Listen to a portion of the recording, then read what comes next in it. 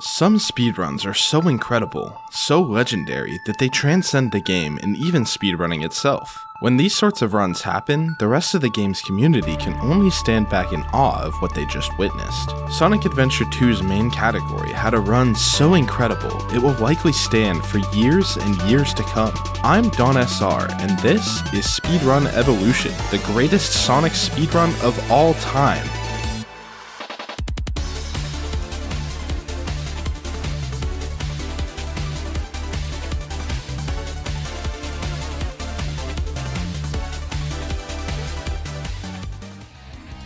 This is KD4, the GOAT of Sonic Adventure 2.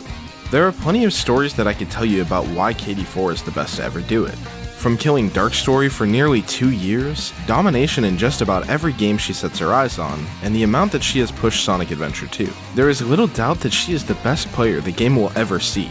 Dark Pro got a run that was so good no one dared to contest it, until KD4. KD earned her first Hero Story world record in 2018, claiming the very first 22-minute run. 22 is real! 22 is real! 22 is real! Over the years, she slowly but surely pushed the record down even farther. KD has had quite a few rivals over the years, like Trader and Aiden, but even though they have been close quite a few times, they've never been able to best her in Hero Story. But as KD lowered the record farther and farther, the idea of breaking another minute barrier started to fester in the collective mind of the community. If you're enjoying the video, consider subscribing. It's free and you can always change your mind later. This brings us to May 28th, 2022. The very first day of the 2022 Hero Story tournament would start up, and KD4 would join for the first time in a long time. In KD's very first race, she was on world record pace for the majority of the run. Poor Tethys, he didn't know what was headed for him. In a random, no reset attempt, KD4 proved to herself and everyone that the record was beatable. If she had gone for the insanely risky fast final rush skip, where you have to chance going through a kill plane, she could have done it. But instead, KD opted to win the race with a still amazing time and finished only seconds off of the record. The part I hadn't yet mentioned about this run was that KD had lost nearly 20 seconds in Green Forest alone. Unfortunate, but you know, you can't always expect perfection from a human being, right? It's true. She's human after all. She's human. KD had looked better than ever in Hero Story, earning multiple no-reset 21s over the course of the tournament. To the outside perspective, it was clear that she had leveled up. It seemed like a matter of time before the world record would be improved once again if she was motivated to do so. That Hero Story run in the tournament, that was like kind of a surprise. I think I was on a good day. And I was showing off, and I wanted to show off. Even missing that Green Forest wall run, like, it would have been really close to 20. I don't think it would have been it, though. But that did, like, give me a lot of confidence, at least in the tournament run. The 20-minute barrier always seemed like the absolute endgame of Hero Story. Even if you had the best combined RNG ever seen in a Hero Story run, alongside some of the best ILs in the Tails and Sonic stages, the 20 barely seemed possible, even on paper. Despite all of that being true, KD was proving it to be possible in this run. There was just that one small mistake that cost 20 seconds, taking KD out of striking distance. The community sentiment grew that with enough time and grind, KD could reach that magic once again, and maybe, just maybe, the 20 could happen. During this moment in time, KD was watching the race for the second 21. While KD was focusing on obtaining the 20, no runner had actually reached a 21 in the year since KD got hers.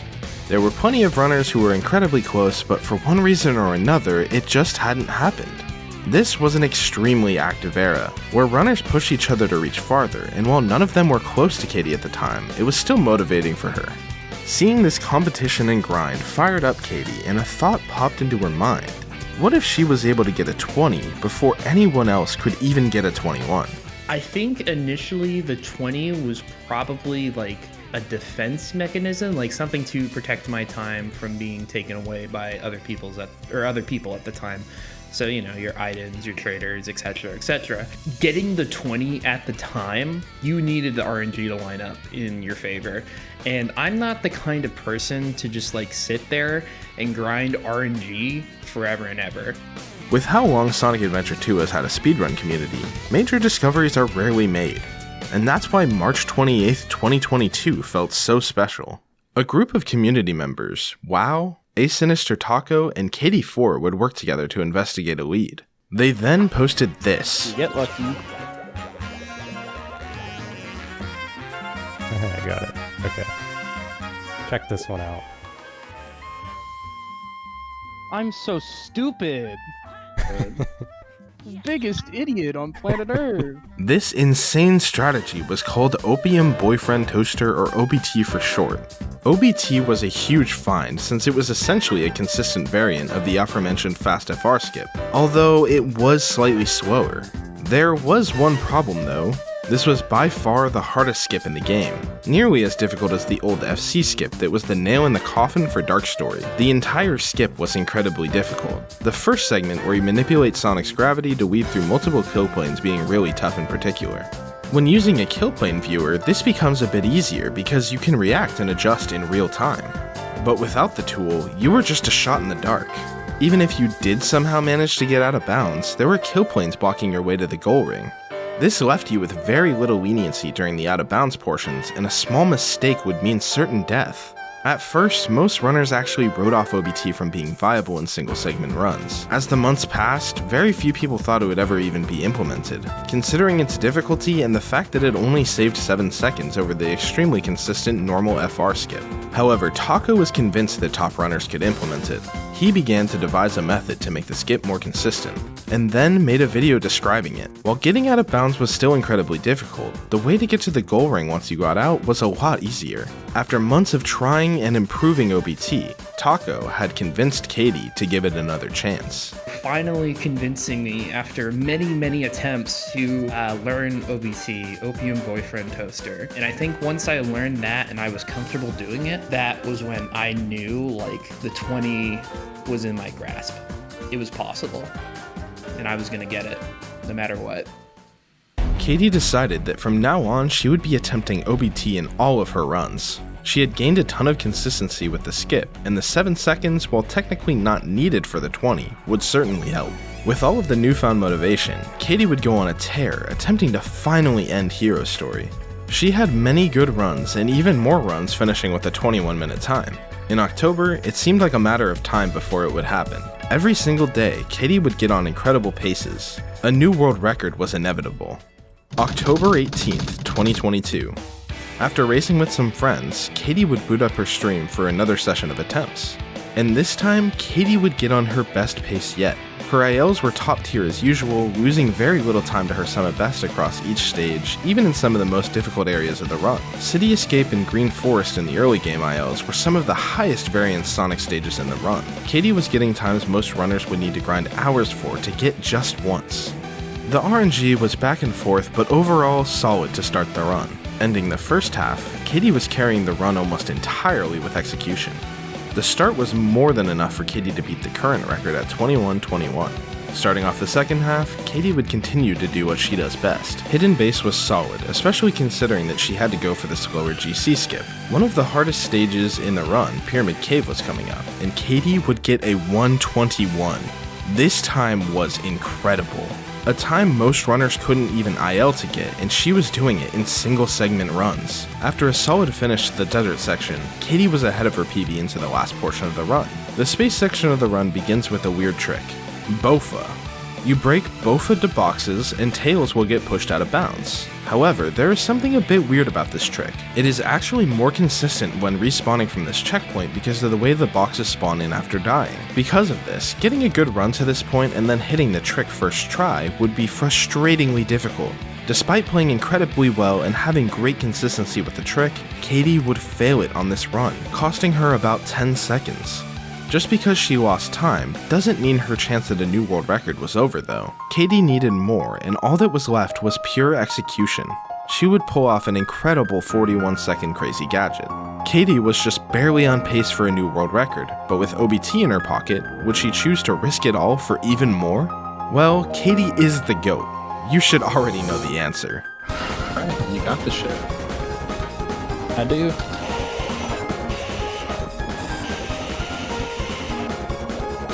Please, please, please. Take it home. 7 hours! 7 hours! Katie had done it. She had used one of the hardest skips in the game to break what was an incredible world record in spectacular fashion. Finishing with a 21:13, Katie showed that the 20 was becoming more and more likely and that she could do it, even without the best RNG ever seen. Katie was determined to make history. While she had just accomplished something incredible, she hadn't yet hit her goal. Katie remained hungry as ever and continued grinding attempts in the following weeks. Plenty of amazing paces came and went, but she hadn't yet been able to put a good enough run together. But on October 30th, 2022, something clicked. This is the best Sonic Adventure 2 speedrun of all time. Katie had an even better early game this time. She was able to match her city escape, which was one of the strongest points in the last run. There was basically no mistakes leading up to the skip and perfect gameplay after. She also managed to smash her time in Wild Canyon with even better RNG. Katie got an amazing prison lane, losing barely any time to her son of best. A 116 Metal Harbor, utilizing the loop speed strat Loop Easy. Yeah, I'd say like the start of the execution was like really good. Like basically what I'm looking for. Coming up though was one of the hardest stages in the entire run, and her PB had an incredible time here, so most would expect time loss. Though Katie would actually save time. She would blaze through this incredibly difficult stage to get one of the best times ever done in a Hero Story run. She would continue to get an above average Pumpkin Hill and an insanely lucky Aquatic Mine. Katie would be in the middle of one of the best paces ever in Hero Story history to this point, but this wouldn't shake her resolve. A start like this was nearly mandatory for the 20. Katie would go on to get the best Route 101 done in a Hero Story run, super casually and without mention. She was on fire. Katie would continue strong with an incredible 137 hidden base and 126 pyramid cave. The desert section of the run was where runs are made or ended due to how tough every segment is, yet Katie was flying through it expertly with only minor mistakes along the way. Entering Death Chamber, everyone knew that this stage alone could decide if the run was to live based on the luck Katie got, and she was rewarded with a great set. Katie was now 11 seconds ahead of her PB. She was on the exact pace she needed for the 20, she just needed to somehow keep up with it. But coming up was a very difficult portion of the run, and also one of the most inconsistent as well. Egg Golem involves hitting a very tight super bounce, having to hit multiple inputs in a matter of frames to get the height needed. This boss could have a huge amount of variance, and Katie had a great one to compare against. Fortunately, Katie 4 is amazing at pressing buttons. Heading into space, Katie had Eternal Engine to deal with. The last time she was here, she missed Bofa first try. She had 10 seconds to save if she could nail the trick. Holy shit, dude. This means something. She would finish Eternal Engine on a pace that weeks ago would have seemed like a dream. The entire community dropped everything. This could be it. With bated breath, Katie loaded into Meteor Herd. This was the last RNG stage of the run, and one of the most punishing. Okay.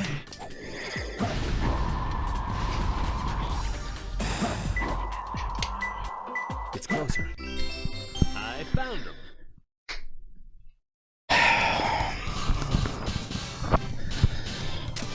My f***ing god, man. The RNG was good. Katie would save even more time. SA2 is a game where you can put in thousands of attempts and never get a run where your skill lines up with good luck. The best player to ever touch the game was not only playing at the peak of her abilities, but also getting some of the best RNG ever seen. And that's why this next part was a heartbreaker. Katie would load into Crazy Gadget, one of the last stages of the run, and take an unfortunate death. This is the only major mistake in the entire run, and it's all because Sonic took a bad bounce off of the switch. Regardless, this wouldn't crush Katie's spirit. If anything, it emboldened her. Go hard or go home.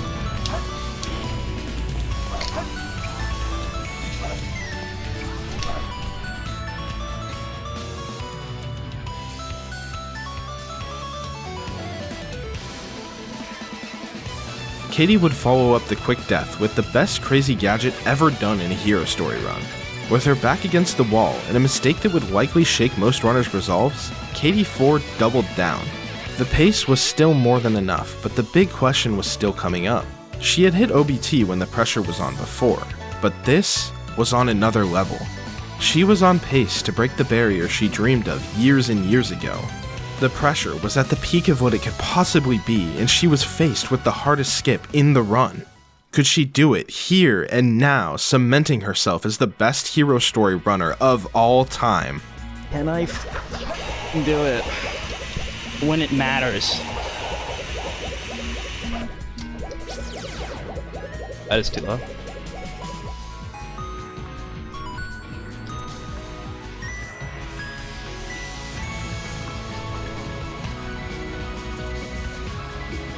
I don't know, man. I have no clue, man. Holy shit! Holy shit! No way, man!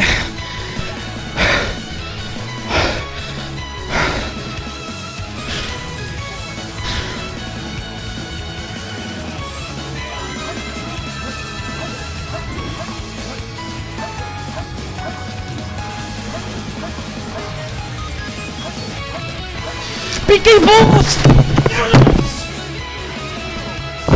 Yes! I did it! Holy shit! Yes! Katie had finally done it. Since the beginning of her speedrunning career, she had seen the 20 as an unreachable ideal. To finally reach such a goal was surreal. When the 20 happened, when that final hit happened on Shadow, I erupted. I had never felt so happy before. I've never experienced that kind of energy the way I had when I popped off. I just had so much energy, so much joy, so much happiness, so much willpower from the people in my chat and the people who were watching and the people who wanted me to succeed and the people who wanted me to win and get my goal. And I did that for them. And I also did this for me. I got the 20. I showed everyone that I am the best SA2 player to have ever done it, and it's not even close. Katie had reached the goal she wanted for so long. So the question remains, what's next? I'm more so kind of taking a fall back from SA2 and that community and stuff, because I've done what I've wanted to do. And if anything comes up, any other interests of mine show up, then I will come back and I will do it. But for right now, I'm good. I don't need to play a game I'm not interested in right now. For the first time possibly ever in her speedrunning career, Katie was finally satisfied. She had pushed the one category down 3-minute barrier single-handedly and finally was able to take a well-earned break. One day, this record will be beaten. By who? Maybe Katie, maybe someone else, but eventually, as with all things speedrunning, this record will fall. But for now and potentially forever, it will stand to be the best Sonic Adventure 2 speedrun ever done.